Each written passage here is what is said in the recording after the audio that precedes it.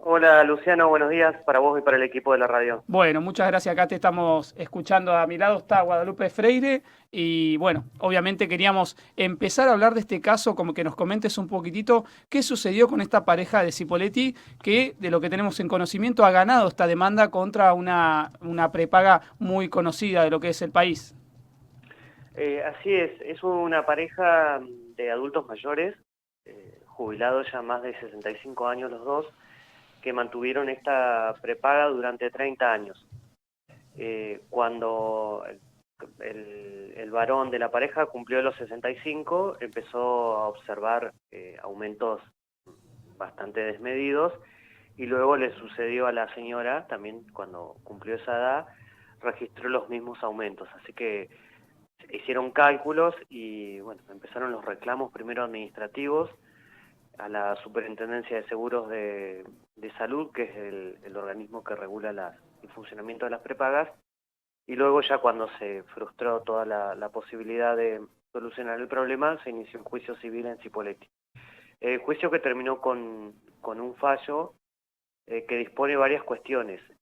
Primero le prohíbe los aumentos en función de la edad de estas personas, eh, y después condena a la prepaga a pagarle una indemnización a la pareja, que es una suma abultada, después la vemos, una suma millonaria, por bueno, todo este tiempo que estuvieron abonando la prepaga con este aumento desmedido, ilegal, que consideró el fallo. ¿Qué sucedía?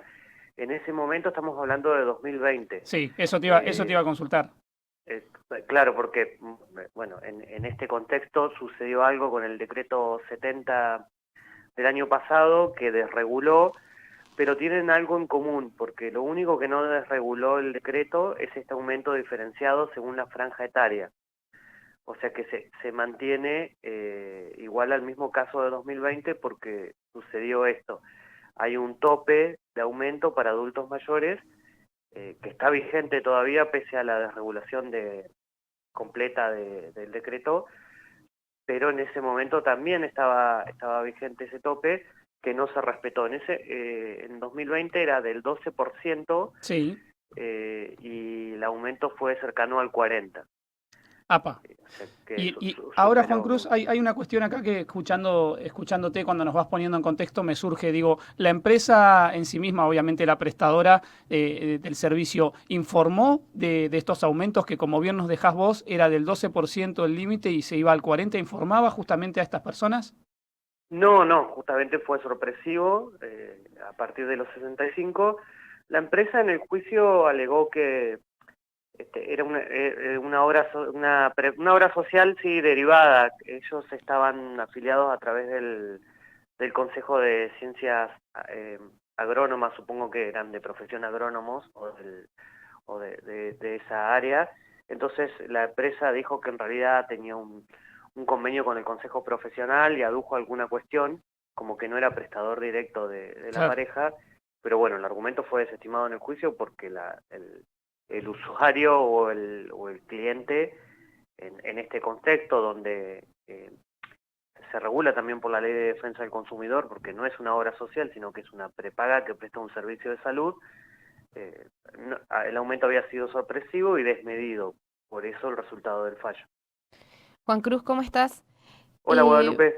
Buen día. Quería preguntarte esto de qué impacto crees vos que podría tener esta sentencia en otras empresas de salud prepaga y bueno, en las políticas de tarifarias que están teniendo. En principio no es el primer fallo contra una prepaga que ordena frenar el aumento en función de la edad, o de alguna otra cuestión. Ha habido casos en Cipolletti también con prepagas, como por ejemplo, recuerdo uno en el que la prepaga admite a la persona y después lo deja sin cobertura eh, por una enfermedad preexistente. Esta cuestión también que se discute mucho, si uno cuando ingresa una prepaga se hace los estudios, obvio, y después al poco tiempo de estar con la cobertura le surge alguna enfermedad. Hay antecedentes de fallos contra prepagas por esta cuestión. Después en el terreno actual, digamos, después del decreto del año pasado que desreguló completamente el servicio de prepagas, no ha habido presentaciones, al menos en el Poder Judicial de la provincia de Río Negro. Hay una cuestión discutida también, que es la competencia de la justicia federal, porque las prepagas se rigen no solo por la Superintendencia de Seguros de Salud, que es un organismo de nación, sino que también que todas las leyes que norman o regulan el funcionamiento de las prepagas son nacionales. Entonces hay una cuestión de competencia. En este caso estaba clara porque, como le decía Luciano, era una cuestión estrictamente contractual de defensa del consumidor, Claro. porque la empresa lo que subió de forma desmedida fue el precio del contrato, pero ya cuando hay cuestiones que hacen a la cobertura de algún tratamiento o a la provisión de algún medicamento y demás, ya es más competencia federal, porque lo que se regula a través de las leyes nacionales de los servicios de medicina de salud. Pero acá, y en el antecedente que te mencionaba respecto de la persona que quedó afuera por una enfermedad, son cuestiones más de contrato, entonces todavía están ingresando Juan a Cruz. través de la justicia provincial. Sí, este fallo, digo, ¿está firme o hay alguna posibilidad de que la empresa pueda apelar de alguna manera a que cambie el resultado final? No, es un fallo de primera instancia, así que sí, como vos decís, la empresa tiene las instancias de revisión, por eso tampoco no hay ninguna jurisprudencia o ninguna cuestión de fondo al respecto. Claro. Es solo la primera instancia del proceso, que bueno, es una cuestión novedosa, pero no deja de ser un fallo que puede ser susceptible de ser revisado. Claro, sí, bueno, un poco ahí en tu respuesta ibas hacia donde te quería consultar ahora, ¿no? Hacia dónde te quería llevar, porque digo, ¿cómo está parado un poco a términos generales? Esto te lo consulto y lógicamente desde la ignorancia, ¿no? Digo, ¿cómo está Cipolletti o cómo está la región referido puntualmente a este tipo de casos, ¿no? Hablamos de empresas de grandes corporaciones, si en este caso estamos hablando de una prepaga. Digo, ¿qué precedentes sienta este caso? También, ¿qué nos puede comentar desde ahí, digo? Sí, sienta precedente porque es el segundo o tercer fallo enmarcado en la Ley de Defensa del Consumidor, que es lo que marca un poquito el pulso de la intervención de la justicia provincial respecto de conductas abusivas, que es como lo define la Ley de Defensa del Consumidor, que establece una desigualdad entre la gran empresa, que además es una de las empresas que reúne, creo que el 80% de los afiliados a nivel nacional, digamos, es una empresa grande de medicina prepaga.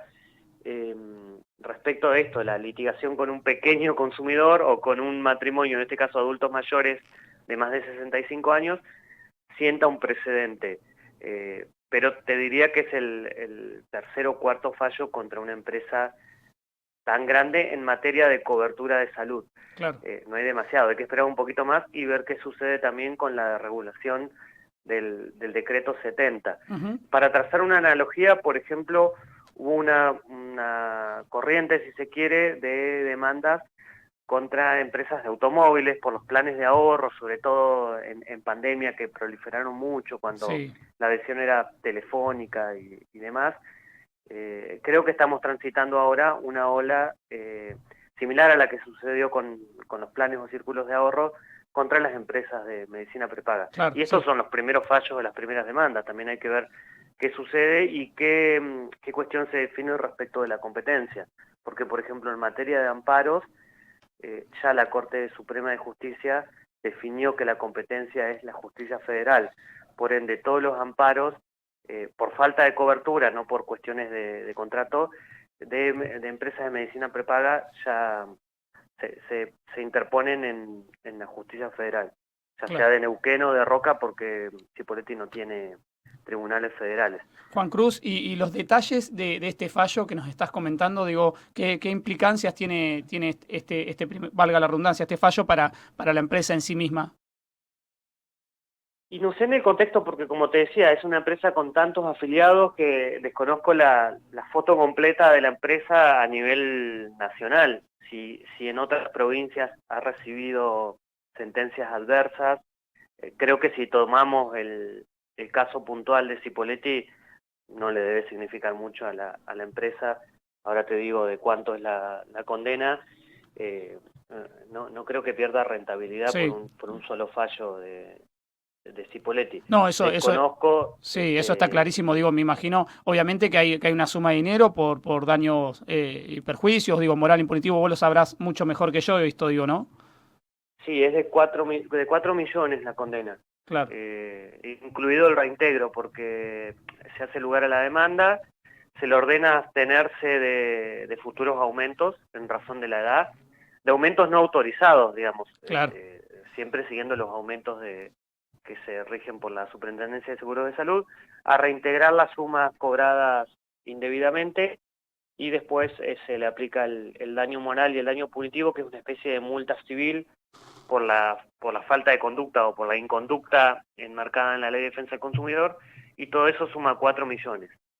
Claro, ese es el importe. Juan Cruz, te queremos agradecer, lógicamente, por traernos los detalles. Dábamos cuenta de esta información, nos encontrábamos con la novedad y, bueno, lógicamente queríamos tener el detalle. Esperemos, obviamente, que este sea un caso que, como decías vos, genere esta, vamos a decirlo en términos generales, oleada, ¿no? Sí. Y que sean beneficiados, obviamente, los usuarios. Nada, con estas retribuciones justas, me parece. No sé cómo lo ves vos desde ahí, Juan Cruz. Sí, por lo menos por lo que se probó en el fallo, con este aumento que te decía, cercano al 40%, con un aumento autorizado del 12%, y sí, Claro. sufrieron en ese momento, estamos hablando de otra, en 2020 la plata valía otra cosa, así que si se mira hoy, decís, bueno, eran aumentos de 1.000, 2.000 pesos, pero en ese momento significaban, sobre todo en un contexto de pandemia, y bueno, dos adultos mayores que se acababan de jubilar. Sí, Sí, también sí. para tener en cuenta, porque como decíamos, no es el único caso y deben haber más casos que no salen a la luz porque no quieren o porque no tienen ganas de hacerlo directamente. Sí, Pero o no también tienen los medios, ¿no? o para también no hacerlo. tienen los medios, claro. Entonces esto también es para darte cuenta de lo que está sucediendo y que se puede hacer. Y que no dejarse en estas cosas también. Sí, y que por lo menos acá en Río Negro el Poder Judicial ofrece el servicio de la defensa pública del patrocinio gratuito, o sea que en el caso de no disponer los medios para abonar un abogado o una abogada, también se puede recurrir, porque el principio es que el impedimento económico no sea una barrera para el acceso al servicio de justicia.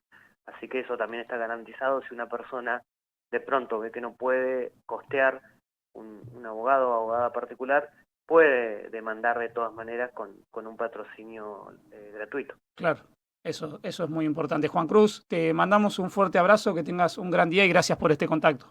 A ustedes por el espacio y el interés. También buena jornada.